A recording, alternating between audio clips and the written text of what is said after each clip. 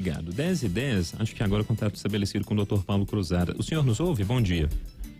Sim, desculpa, não estava ouvindo antes. Bom tudo dia. certo. Bom dia, doutor Paulo. Doutor Paulo, que é advogado criminalista, para a gente falar sobre os crimes, né, que a gente pode elencar aqui, que as pessoas cometem ao divulgar, por exemplo, fotos, imagens, né, os laudos aí de necropsia, a gente falando dos casos mais famosos, se a gente pode colocar assim, recente, envolvendo artistas como a Marília Mendonça. O ouvinte aqui me lembrou, foi do Gabriel Diniz, que essa pessoa foi apontada como também tendo compartilhado, e também do Cristiano Araújo. Doutor Paulo, além de ser uma atitude moralmente reprovável e condenável, ela é criminosa também. Eu queria que o senhor falasse sobre isso. Quais são esses crimes? Sim, exatamente, né? No nosso Código Penal, isso não pode ser um crime contra a honra, né? O morto não sofre crime contra a honra, porque se fosse uma pessoa, né, viva, que tem as fotos íntimas compartilhadas, isso pode ser difamação, enfim. Mas o morto não sofre difamação. O crime que a gente tem aí é o vilipêndio de cadáver, né? Que é essa atitude de humilhar, menosprezar, né, um cadáver, uma pessoa que já está morta. Então, esse crime é o que pode ter acontecido, além também, como é um servidor que tinha acesso a dados confidenciais, pode ter o crime também de violação de sigilo funcional, né, que ele teve acesso a essas imagens devido à função dele no Estado, e são imagens confidenciais, sigilosas. O fato dele vazar isso também configura crime. Então, nós podemos ter tanto esse vilipêndio de cadáver como a violação de sigilo funcional. O senhor falou que não tem como a gente pensar em danos morais, não é?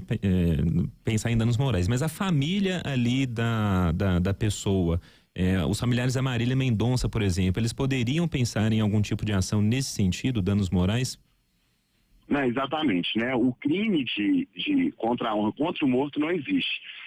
Só que os familiares, eles têm direito ao que a gente chama de dano moral reflexo, né? Porque quando você vaza a foto da Marília Mendonça, o filho, o irmão, a mãe, né?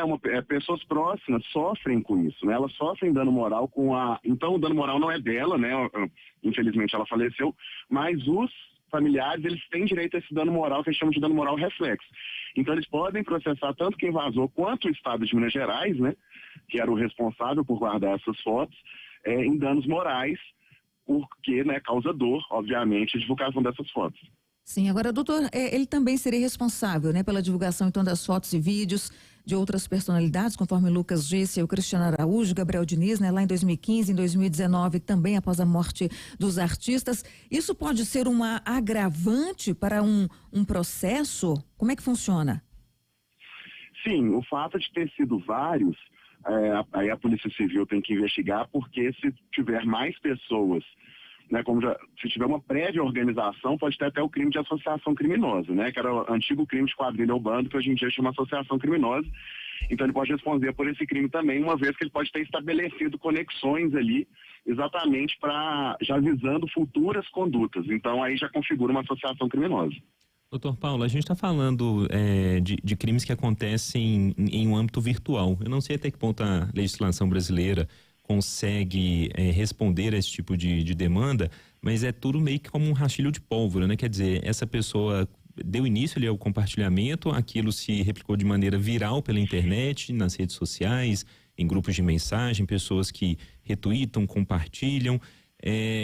Algo pode ser feito contra quem, retweetou as fotos ali da Marília Mendonça, compartilhou isso em grupos de WhatsApp, porque fazer o levantamento dessas pessoas me parece, considerando o contexto digital, quase que impossível, né? Mas essas pessoas podem ser responsabilizadas de alguma maneira, em teoria? Sim, nós temos um caso paradigmático, né, que é o caso do Cristiano Araújo, que o juiz entendeu que as pessoas que retweetaram, compartilharam o WhatsApp, não tinham o dolo do crime de vilipêndio de cadáver. Né, que ele falava que não tinha esse dolo de humilhar o Cristiano Araújo, no caso, que muitas vezes eram até pessoas fãs, e ficou assim, entre aspas, uma curiosidade mórbida, assim, né? Mas, criminalmente, então, não teria um crime, mas civilmente, todo mundo que compartilha, porque quem compartilha sabe que essa foto foi vazada, que essa foto foi obtida de meio ilegal. Não era pra estar ali. Exatamente, a pessoa sabe disso, todo mundo sabe disso. Então quem compartilha, se for à vontade, né, dos familiares, eles podem fazer um levantamento de todo mundo, obviamente eles devem ir na fonte, né? Mas se eles quisessem, eles poderiam processar todo mundo por esses danos morais, cada um na sua medida, né? Mas poderia.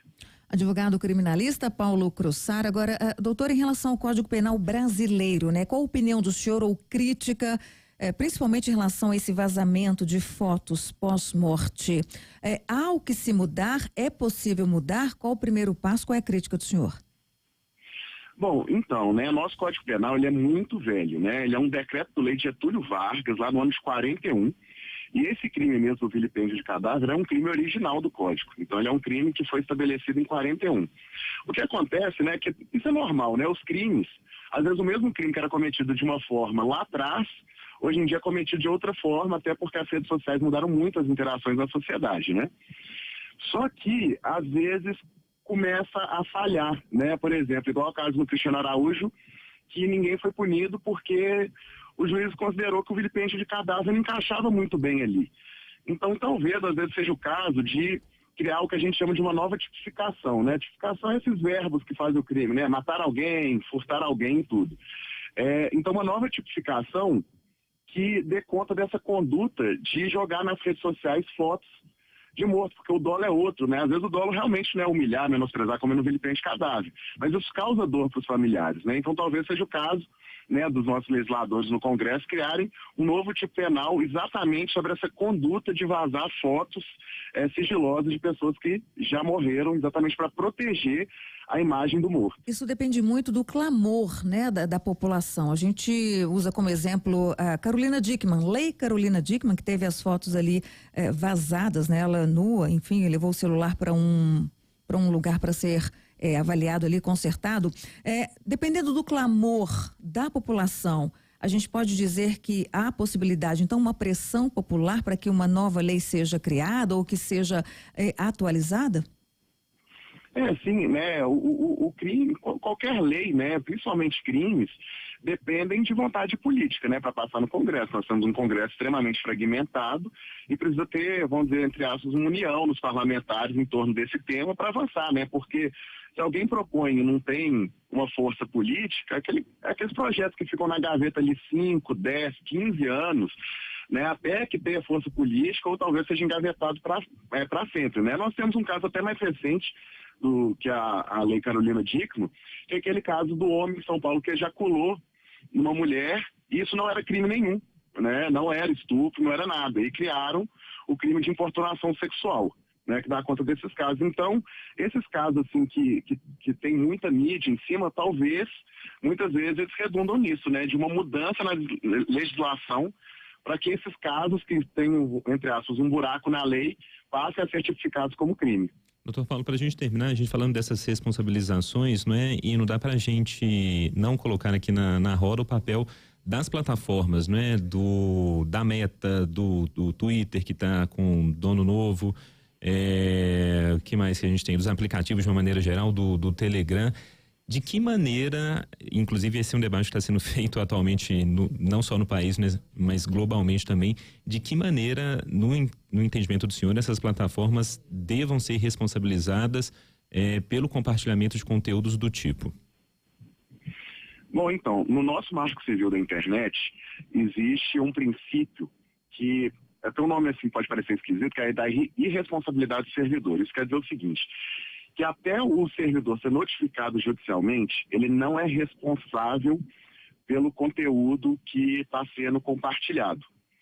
Isso é uma forma de proteger a liberdade de expressão, né? Que em outros países teve experiências que o servidor era responsável sem notificação judicial e isso acabou causando que os servidores começaram a derrubar tudo. Né? Para não ser responsabilizado, eles derrubaram tudo. Então, isso é uma forma de proteger a liberdade de expressão.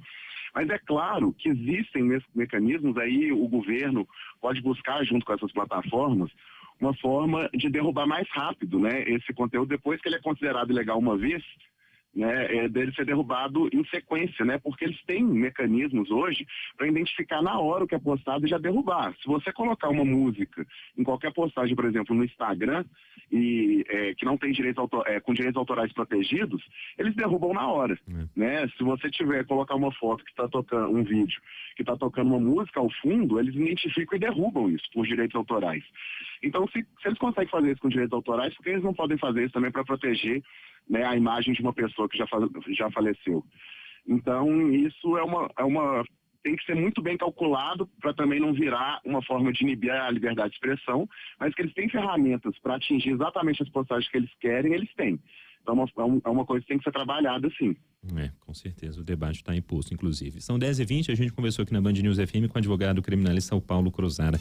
Doutor Paulo, obrigado, viu, pelos esclarecimentos, pelo tempo do senhor. Até uma próxima. Muito obrigado, bom dia.